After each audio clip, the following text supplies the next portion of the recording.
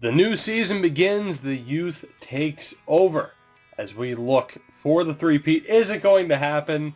I mean, my God, now, even I would suspect that something's a little bit fishy if we win 3 in a row, but you never know. You never know with this team. I do think we still have a very well-crafted team. Of course, it's still disappointing Matthews hasn't reached 90 overall. But for example, Danton Heinen, not the highest overall guy, still performing. So we'll just have to see what happens here with our team. It'll be interesting to see, though, if Chychrun can crack 90 overall and retain his Norris Trophy. But we are going to get straight into the sim in this episode, and it won't be for too long. First game of the season, or first 2 games, really. It's a home and home against the Oilers with 6 days in between games. That's a bit interesting. But here we go, first game of the year, and we get a 3-2 win against the Oilers. And, of course, we'll put in the backup. We actually have quite a few back-to-backs for this month, so I might not do too much advanced simming here as I like to do to get the majority of the season over with. Torsten Nyquist, though, makes his NHL debut against the Oilers. Can he get a win in his debut? Of course, backups haven't been tremendous for us, and we lose 3-1. Pretty disappointing. A big match, though, coming up early on in the season. I say big, it's early on in the season. 3-0 record for the Ottawa Senators. I'm pretty sure they still have Taylor Hall. I imagine they do, based on the contract we handed him. But we will sim the next 2 games with Demko in goal, and we'll see what happens. We get a 7-2 win. I'm not too worried about the scouting at the moment. Of course, it'll do some random assignment, and we get a 5-1 victory as well. So not too bad. A 3-1 record to start the year. Demko 3-0 so far. So feeling a bit confident in the choice we made to go with him over Ray Makers. Of course, the Conn Smythe. I was going to say Calder. He didn't win the Calder. He won the Conn Smythe, and of course Danton Heinen winning it in our last postseason run. Nyquist gets the start against St. Louis, and it is a 3-2 victory, and we'll keep this going. And yes, for the record, this is all you're missing when I go to jump cuts, as someone wanted to point out, trying to accuse me of certain things not too long ago in a comment section. That's all you're missing. So, for example, we would sim these 4 games. That's all we'd do. We'd sim these 4 games if there was scouting to take care of, morale to take care of, an injury to take care of. For example, a scouting assignment. We would just cut that out. But because I'm doing this and want to keep this episode short, I'm not going to take care of the scouting at the moment, at least until we get back into a position where I will be simming quite a few games in advance. But I guess I could just be hiding my true methods after all, because it's regular season and who cares, right? Funny stuff. But so far, so good through 9 games, a 6-3 record. We, of course, lost back-to-back. I don't think we'll be doing the same method we did last year with Raymakers as far as 2 losses go. But now that we have those back-to-backs out of the way, Demko will be back in goal, and he won't be back in for long. Man, again, we have a ton of back-to-backs this year, so we're going to keep this live at least through the majority of the next month as well. But hold on, I do want to check really quick. How is Yoensu doing? Yoensu, 7 points. Jesus, not too bad. A little bit disappointing from Robert Carlson, but definitely want to keep an eye on them. Not afraid to switch things around. How is Demko doing in terms of save percentage? Only a 916, but he is winning, so that helps. But let's go ahead and move forward now. Where were we going to again? November 6th against LA. So the next 3 games, all against the Western Conference opponents. 4-1 loss, overtime win against Colorado, and a shootout win against the Sharks. 9-4 record now. Comets struggling. Obviously pretty disappointing for Utica to get to the Calder Cup Finals and lose in 5 games. But hoping they can at least reach the playoffs this year. That's the goal, to get those prospects just a little bit more playing time. As far as progression goes, not too much. Hall and Doyle both up in overall points. We'll be keeping an eye on that as well. But let's see here. Nyquist against the LA Kings. Can he get another victory? Of course, 3 straight games now against the California teams. And so far, we are 2-0. Again, to hell with the scouting for the moment, because some people wanted to see as much live as they possibly can. So we will keep that going for the moment. And I imagine, normally it does a week by week whenever you don't pick anything. So hopefully it's going to pick, some of the minor leagues. If it doesn't, that's all right with that. Or not minor leagues, but something like the European leagues and everything. Someone pointed out it is better to scout the CHL teams. And Steven Stamkos goes down to injury for a month. And this is another part that I would normally cut out. As you guys may have seen in quite a few episodes, I would mention, hey, somebody was injured, because we have to deal with shit like this. We will call up Bolt, who was very close to making the roster to begin with. And of course, now we have to fix both teams. Again, very boring stuff as I sit here and just change up the lineup, which is why I make a lot of jump cuts. Why am I mentioning that one guy so much? But then again, he gets his moment of fame, so everything's good, right? Jake Vertanen, how are you doing so far? Not tremendously, but you are going to get a crack on that top line. How many righties do we have? Isn't this exciting, guys? Isn't this so exciting? You know what? We'll just put Bolt down on the third pairing. Actually, how's the fourth line doing? Not too bad in terms of points. How's Yoensu doing? Pretty well, actually. So we will change things up just like this and put that fourth line on the third line. In the AHL, what are we looking at in terms of who we can put into the lineup? I don't even know what forwards we have that are technically ours, and none that are scratched. So Wasey Hamilton, whatever, you get into the lineup. Why the hell not? And now we can finally get back into the sim. See, that was about 2 or 3 minutes that has been added on to this episode for absolutely no reason. But I have a point to prove, and god damn it, I'm going to prove it, because I am fucking stubborn. So don't poke the bear, right? Jaden Bolt, happy. The NHL call-up, long overdue. I completely disagree as someone who was just drafted, but EA, that's interesting. An interesting point from him. But so far, third place in the division through 17 games.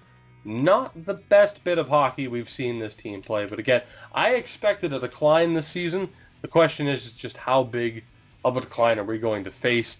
I will have to double-check the defensemen here, Puto and Nicolishin, to see how they are doing. That is one point where I am very tempted to potentially acquire somebody, but also not wanting to give up on them too early. But Torsten Nyquist gets another win. Not too bad from him. How are his stats looking? He has a .947 save percentage and a 4-1 record. Demko might actually still have some competition this year. And then let's see, Puto and Nicolishin, they're hanging in there. They're not the biggest point getters, but they're not getting killed in terms of plus minus. Chychrun, 12 assists, no goals so far on the year. But as my voice continues to give out, we will finally get back to doing things business as usual. We're simming up here to this game on December 4th against the Tampa Bay Lightning. So overall, not a horrible stretch of games for the Canucks. 16-7-2 now on the season. Back-to-back losses to Columbus and Carolina. An overtime loss to Philly in our last game, where Jake Vertanen went down to a pulled groin, only for about a week though. He'll be back on the 10th, probably here before the Florida game, maybe even after this next game. But overall, not too bad. That sees us in second place in the division. The Sharks looking like pretty good competition heading into the season. We knew that they had a pretty good team. Obviously, it took a magical comeback, but it was Rich Gallant that got the call-up now that Vertanen is out. We get this game against the Lightning, who have been dead set on offering us Ben Bishop, which we are not going to take. Maybe we should have, though. It's a 4-3 overtime loss. Stamkos is back. Is Vertanen? He is not. But we're going to have to edit the lineup here really quick. So the lineup is set with Bolt staying in the lineup over Gallant now that Stamkos is back. Demko is in goal here against Montreal. Obviously, Vertanen will be back soon. But we are simming now through the rest of the month, through 2022, moving in to 2023. Our first back-to-back comes on January 13th against the New York Rangers. Let's see what happens. We've continued to fight through injuries. Stamkos, Virtanen have both been re-injured, have both since returned. It's been an interesting month or so here, and quite a few losing stretches. Obviously Florida and then the Islanders losing 2 out of 3 in this divisional rival matchup, at least for the California teams. Obviously Arizona, a divisional rival. And then moving into January, 3 straight losses, but we've rebounded a bit with 2 straight, and our record, of course, is now at 23, 11, and 6. As we approach the All-Star break, we are in first place in the division, so things are looking pretty good aside from the injury trouble. Jonathan Drouin having a great season. Austin Matthews having a great start to the season. Stammer as well. Kajula doing pretty well. He's been with Danton Heinen. Essa a little bit disappointing. I'm not sure what I really expected out of him. Aside from, I mean, his puck skills and shooting is just insane, as is his skating. Now that I'm looking at it, holy shit. But I don't know, I'm intrigued to see what we get out of him for the rest of the year. DeRocher is up to an 86 overall. Jaden Bolt, who of course has been playing a bit, actually now that I look at it, Virtanen is not back yet. I thought he was. Defensively, Chychrun's up to an 89. We'll actually just take a look at the points for him. 25 assists, 2 goals. He is like the reverse Nathan Keane, and Erik Karlsson 6 and 16. Decent season so far for Triamkin Jones, Brady Puto, and Dmitry Nikolishin.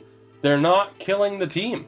Like, I know I could certainly go out there, especially with the draft picks we have, could certainly go out there and find somebody better, but they're not killing us at this point, so I don't see why we would go out and get anybody. Yeah, we could solidify for a cup run, absolutely, and maybe I'll cut off this episode at the trade deadline so I can get your input. But as far as, I was going to say Providence, as far as Utica goes, Melvin Doyle up to a 71. Essa Hall was a 61 when we started the season. He is already a 75. That is why I am not afraid to do that. I don't give a fuck what your overall is. It's all about that potential, and he has had a great season thus far. The goaltender for the last bit has been Martins. It really was Daniel Bergeron as to the reason why Utica struggled so much at the beginning of the season. And of course, as we get into the calendar here, you'll see at 13, 22, and 1, they are starting to rebound just a little bit. Can Nyquist get the win against the Rangers? He cannot. Let's go ahead and sim these next, or at least this next game, while Demko is in. We might as well keep it live, because why the hell not, right? Who needs a good reason at this point? But we have hit the halfway point in the season. Not on pace for 50 wins. That would be amazing to hit that for 3 seasons in a row. But that loss to Washington is not going to help. We will not sim past this game against Detroit, hopefully. Please stop the sim. Thank you. We'll put Nyquist back in as we have fallen to second place in the division. But we're still going good, man. You know, these young guys, just because the overall is there doesn't mean too much.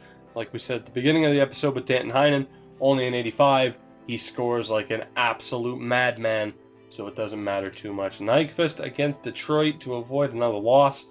Thankfully, we get it. Now we have a game coming up against Taylor Hall and the Senators. We'll actually get, I think, a couple of games here. Did we have a back-to-back coming up? I'm not quite sure.